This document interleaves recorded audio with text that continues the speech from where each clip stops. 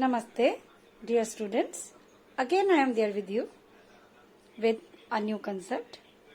Yesterday when I took the class, I have taught you how to recognize yes-no questions and WH questions. Now, the turn is there how to make questions, how to frame questions by giving the answers in yes or no. If the answers are written in yes or no, how to frame questions by using the auxiliary verbs. Now dear children, you just see that they have shared with you that these are the auxiliary verbs which are used in yes-no questions. Without the help of helping verbs, yes-no questions cannot be framed. Now, let us see if in the answers these auxiliary verbs are there, how to frame questions. Right? Come. Read the first sentence. No, we have never visited Mayodhya. What is the sentence here? No, we have never visited Mayodhya. How to make a question here? You can see here, what is this? This is a helping verb. Dear children, you can see here, this is a helping verb, right? Have. You can see have is here, right? Now, how to make a question out of it? We'll bring have at the beginning of the sentence, okay? Have, we will change into you, and whenever in the answer you is there, it will change into we or I, right? Have you ever visited Mayodhya? Sign of interrogation. It is must. Whenever you are framing any questions, you must write sign of interrogation at the end, right? Okay. Now, come to the next one. Just see the next one. What is the answer given? Yes. Mr. Sharma had done the experiment. What is the sentence again? Let us read. Yes, Mr. Sharma had done the experiment. Now, let us find out what is the helping verb here. You can see in this sentence, had is the helping verb here. Could you see? Had is the helping verb. Right. Now, what will I do? I'll bring had at the beginning of the sentence to make it question. Had Mr. Sharma, subject will remain same. Had has come already here. Other part of the sentence will just bring it here. Done the experiment, question mark. Sign of interrogation.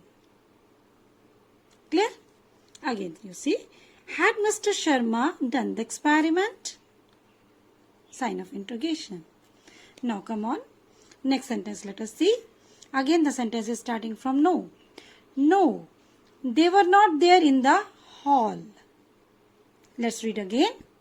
No, they were not there in the hall. Now my dear children, what is the helping verb here? Can you say? Yes, we have got it. It is were. Right? Let us circle it, because in this type of sentences, helping verb you must know. We must recognize. Okay? So, were. No, they were not there in the hall. What we will do here? We'll bring were at the beginning of the sentence, because it is a helping verb. Were, subject as it is will come. Were they? Yes, we cannot use these words no and not, because it comes in the answer, na? So we will avoid it. Were they in the hall? Were they there in the hall? Here you can write there. I just missed it. Yes. Now you read it. Were they there in the hall? Right? If somebody asks this question, were they there in the hall? What will be the answer? No, they were not there in the hall.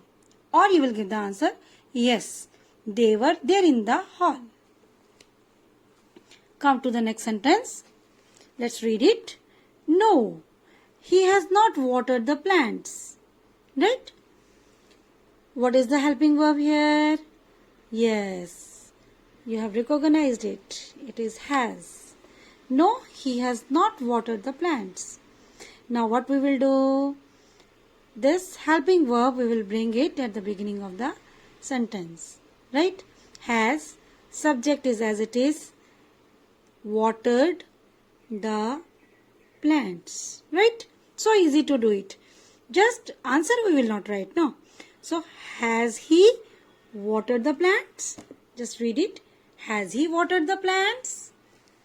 I think you could understand. Now, let us see in the next sentence.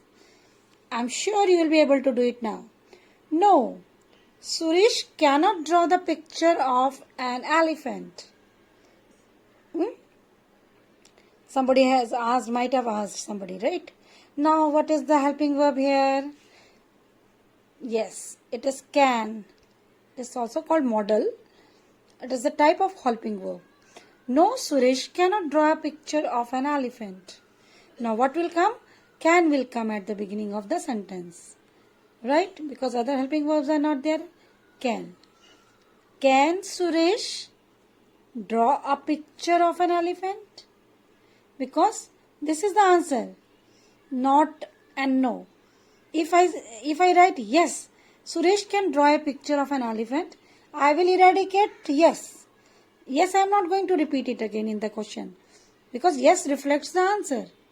So what will be the question? Can Suresh draw a picture of an elephant? Question mark. Or you will say sign of interrogation.